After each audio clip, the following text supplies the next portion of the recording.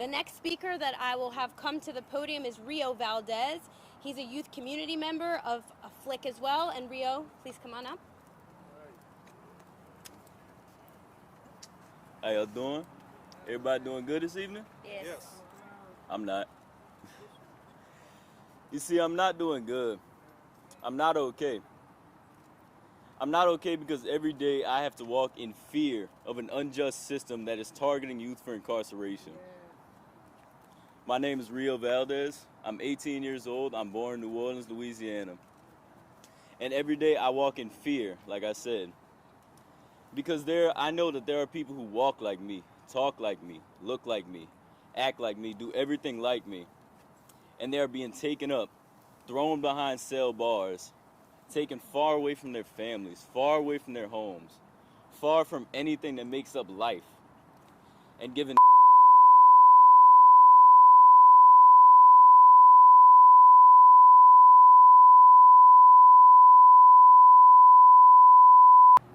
And as I say that, it scares me even more because I'm proving to myself just how much alike we are. You see, I myself was someone who was a prime example of being on something we like to call school to prison pipeline. The idea that, if you get expelled from a school, you do some bad things, that's a direct, easy way to end up being in prison.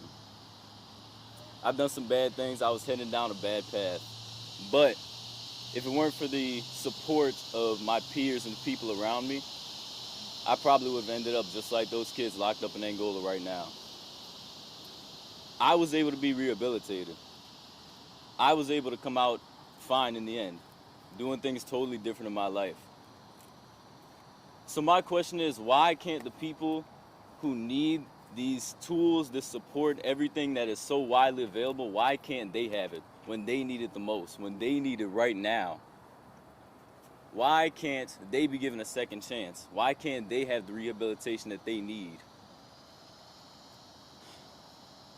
The question is, why is our justice system confusing the idea of rehabilitation with punishment?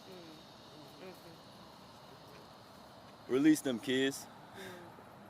Release them so that there are more people who want to do better in the world. Just release them. Thank you. Yes, thank you. Beautiful. Thank you. That's so beautiful.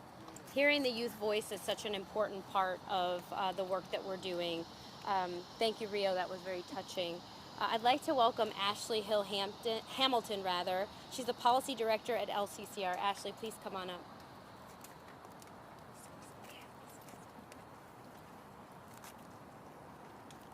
Hello, everyone. And like Rio, I'm also not doing well today. We're thankful that both Judge Shelley Dick and the Department of Justice are paying attention to the abusive and inhumane conditions that our children are experiencing in Angola. But unfortunately, it's too late. Rehabilitation looks like education, quality education where our children are held to high standards, mental health services,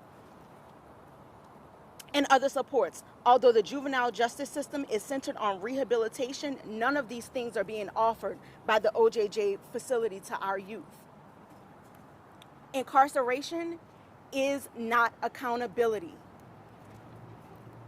The closure of the youth prison at Angola is long overdue, but it's also important to note that OJJ facilities across Louisiana remain understaffed, poorly trained, and these conditions perpetuate a cycle of trauma and violence that incarcerated youth have to experience time and time again.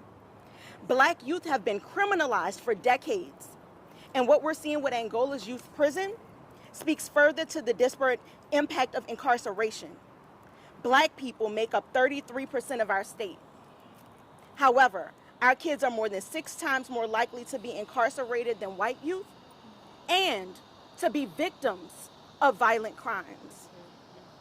So I ask you to stand with us today and release the children, our children, from Angola immediately. Thank you so much, Ashley. We heard that resounding call loud and clear. I'm going to ask to recognize 2 additional speakers. We want to make sure that their voices are heard.